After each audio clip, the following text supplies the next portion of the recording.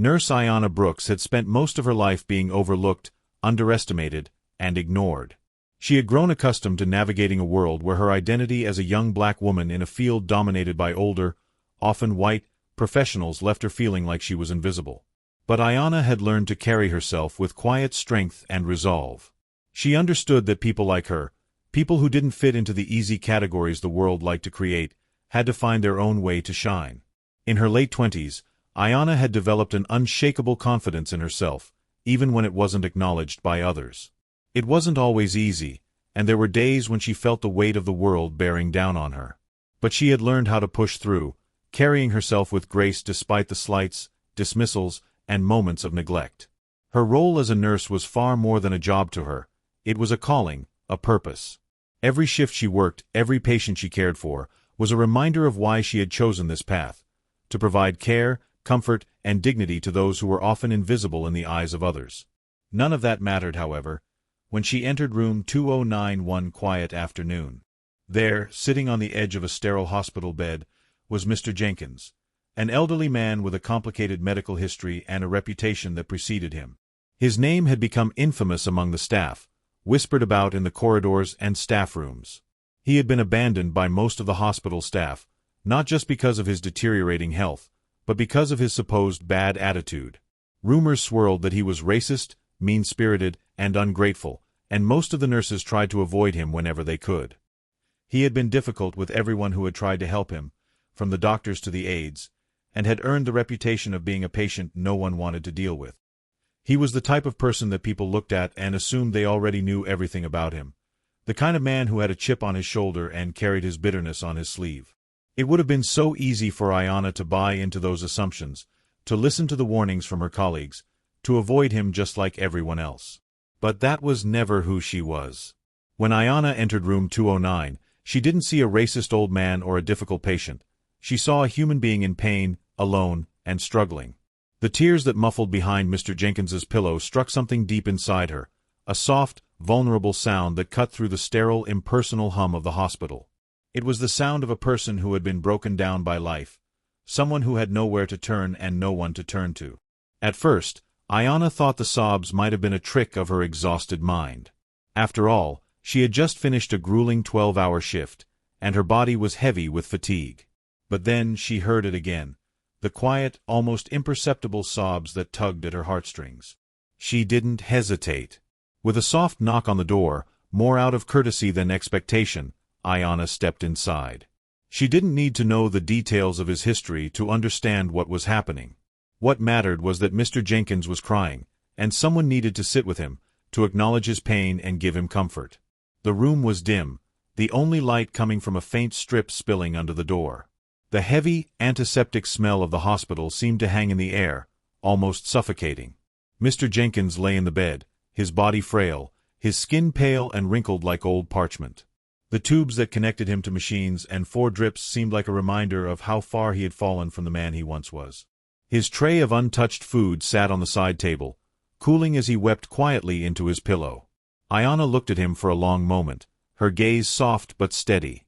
He didn't look up when she entered. His tears were personal, raw, and Ayana respected that. She didn't rush in to comfort him, but she didn't leave either.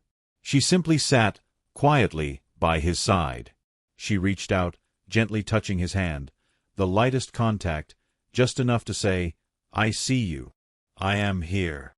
Mr. Jenkins flinched at first, surprised by the touch, but slowly, he blinked up at her, his eyes bloodshot and full of sorrow. He opened his mouth, but the words didn't come, just another shuddering sob.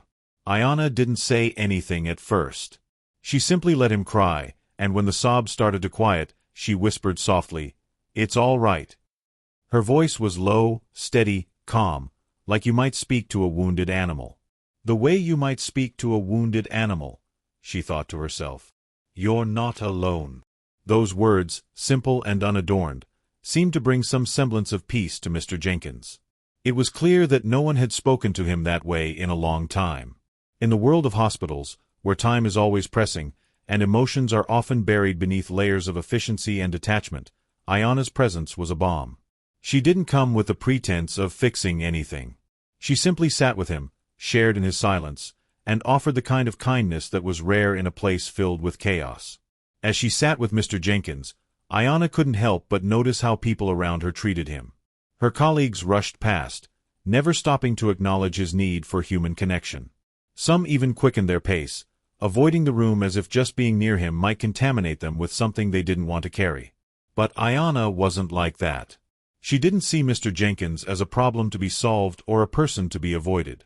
She saw a man who was lost and alone, a person who needed to be seen as a human being, not as a diagnosis or a stereotype. And so, despite all the warnings and rumors, she chose to stay. She didn't expect anything in return, nor did she want anything. She simply did what she had been taught to do as a nurse, to care. The fact that she had been able to see Mr. Jenkins beyond the surface, beyond the rumors, was what made her different.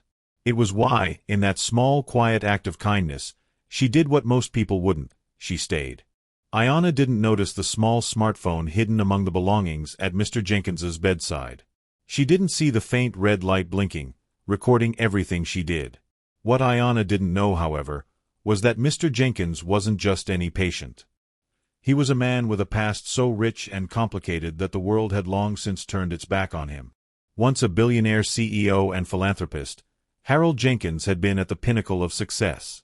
He had built entire communities, funded scholarships, and controlled vast fortunes. But then, betrayal had shattered his world. The people he had trusted the most had turned on him, taking his wealth, his reputation, and his peace of mind. Despite his public success, behind closed doors, Harold had retreated from the world, withdrawing from public life entirely. His fortune dwindled, his connections faded, and he disappeared into obscurity, living out his final years in the sterile isolation of a hospital room. But the pain of betrayal was not the only thing that haunted him. What was worse than the loss of wealth and status was the realization that those he had helped the most, the people he had supported for years, had turned their backs on him when he needed them most. It was this bitterness, this heartache, that had caused Harold to put up such an impenetrable wall around himself. His gruff exterior, his silent bitterness, and his refusal to engage with anyone were all mechanisms he used to protect himself from further hurt. The hospital staff had long since written him off as a difficult patient, and no one was willing to take the time to try to understand the man beyond the labels. But deep down, Harold still held onto the hope that someone would see past his gruff demeanor, someone would look beyond his reputation and see him for who he truly was, a human being, deserving of kindness and compassion, no matter his past or his mistakes. He wanted someone to show him the kind of care he had once shown others when he was at the height of his power. He yearned for the kind of empathy that would remind him he was still worthy of being seen, of being humanized in the way he had longed for. And that was where Ayana came in. With her unwavering empathy, Ayana passed the test that Harold had silently set for anyone who would care for him. She wasn't interested in his past, his wealth, or the rumors surrounding him. She didn't judge him based on his reputation. She saw him only as he was in that moment, a frail, broken man who needed care. That's the difference Ayana brought to the table. She had learned early in life that the heart of a nurse wasn't in the technical skills, the charts, or the medications. It was in the ability to connect with people on a human level. It was in the willingness to stay, to sit with someone in their most vulnerable state, and to offer them something no one else could, a reminder that they mattered. For Ayana, this wasn't just a job. It was her mission, her calling. And for Mr. Jenkins, it was a long-forgotten gift. It was in those quiet moments, the moments when Ayana chose to sit by his side without any expectation of recognition or reward, that Harold began to see something in her that he had been searching for in others for so long, a deep, unshakable goodness. Her presence was soft but powerful, her gestures tender but unwavering. She didn't rush to fix him or change him. She didn't try to force him into any box or mold him into someone he wasn't. She simply allowed him to be. And in those simple acts of kindness, sitting with him, offering her hand, speaking with gentle reassurance, Ayana demonstrated the kind of compassion that Harold had nearly forgotten existed in the world. She showed him that there was still goodness, still hope, even in a place like that, where everything felt sterile, and the world moved on without a second thought for the patients who were left behind. What Ayana didn't realize was that all of these moments were being captured. She never noticed the small smartphone tucked away on the bedside tray, discreetly propped against a water bottle. She never saw the faint red light blinking, recording everything she did. To Ayana, This was just another day on the job, just another patient who needed her care. She didn't do it for the camera, she didn't do it for fame, and she certainly didn't expect anything in return. She did it because it was the right thing to do. And in doing so, she unknowingly became part of a much bigger story. The footage of her sitting with Mr. Jenkins, offering him compassion without any pretense or expectation, was soon shared far and wide. The video went viral, catching the attention of news outlets across the country. What started as a simple, quiet act of kindness became a national story.